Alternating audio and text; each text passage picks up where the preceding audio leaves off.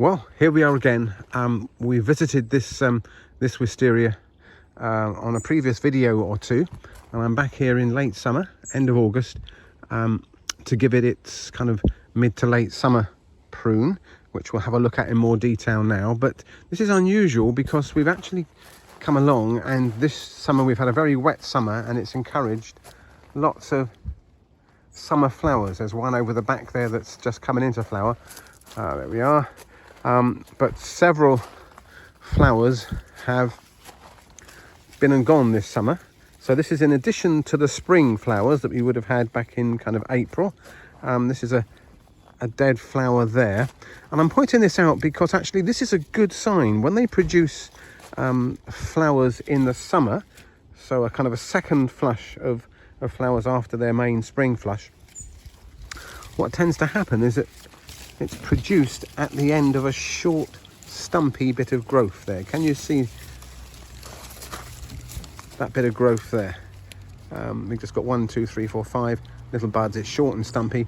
And instead of producing one of these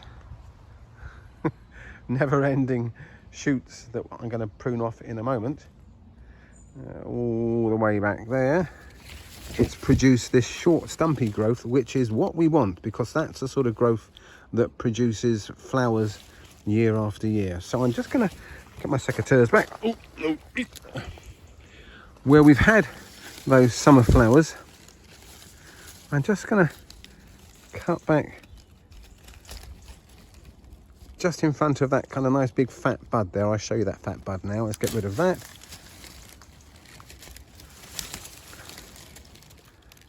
There we are. Can you see that? Oh, look at that. Magic. That looks like a potential flower bud for next year. So the fact that we've got several of these summer flowers behind or at the front of those short stumpy growths bodes well for next year. It's producing short stumpy growth, and it's doing that because we're doing this regime of summer prunes of the big long shoots, and then a further winter prune in January, maybe February, so mid to late winter. And if you look on my channel, you'll see plenty of videos on how to do that winter prune. But in the meantime, we're now going to cut back these long shoots that have been produced through the summer. They sap all the energy from the plant, and if you don't cut them back, the plant will just become a mess, and it won't bother to produce much in the way of flowers. But by continually cutting back these long shoots, we encourage more and more of those short stumpy growths, which is what we want for the flowers. So here's a good example. Oh. So behind here we've got an old wooden shoot, brown growth, a couple of years old, and then it's produced this long shoot going on for a couple of meters way down there. So we're going to cut this back to about 5 buds. So we look back to where the new shoot started, and I'm going to say that's 1, 2, 3, 4, 5.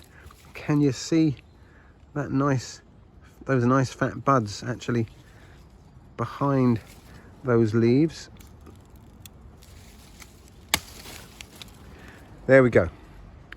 So now that's going to encourage this shoot here to morph from being a long sappy leaf shoot to actually start to produce flower buds here. And then what we do next winter is we cut back some, if not all, of these shorter stumps that we've made. We cut them back to 1 or 2 buds, so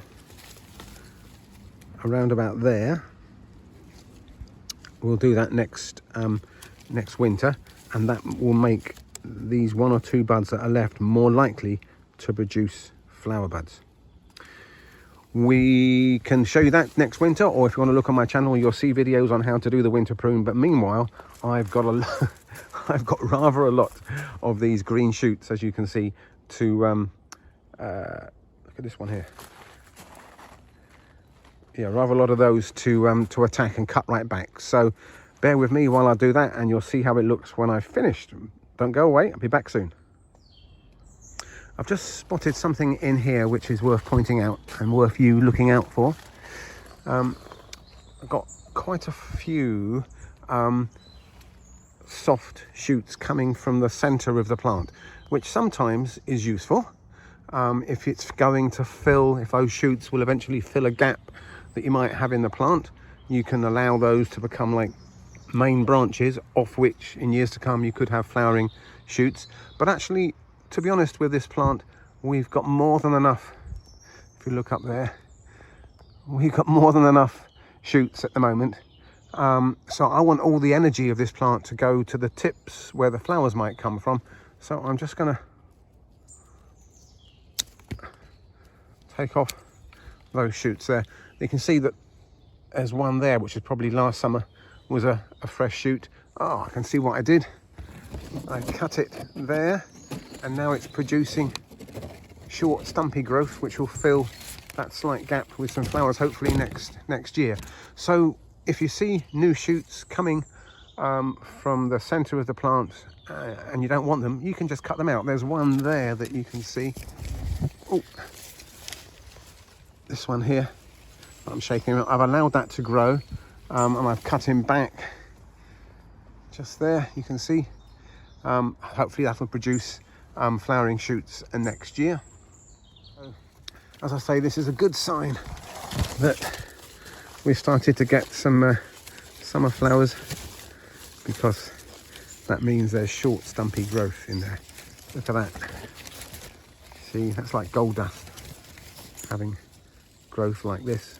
That's going to produce flowers next year. So I'm just going to cut off the bit of dead flower just there. We'll have flowers next spring. This is going to be gorgeous next spring. Make sure you come back and have a look. I'll do another photo. I think if you look on my community section for April this year, where I've got photographs, I think I put a photograph of this tree when it was in flower this spring. So it's a wisteria that we're growing as a tree, a freestanding plant, as opposed to climbing it against a wall, which is what most people do, or over an archway. We've over the years we've had to stake it. I think there's still a stake in there. Yes, there is. There we are. To stop it falling over.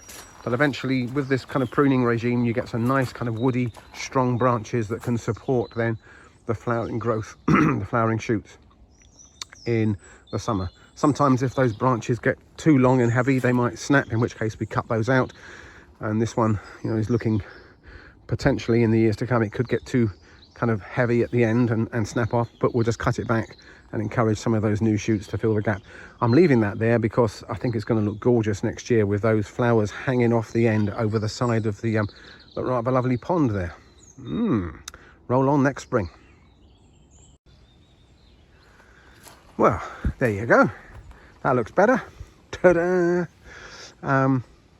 And I've got plenty of twisty, spindly branches that I've cut off, which we'll compost down. And I've just left a couple of these summer flowering shoots. There's one there and there's one over the back there with some flower on. Hey, just starting to open up. So there we go.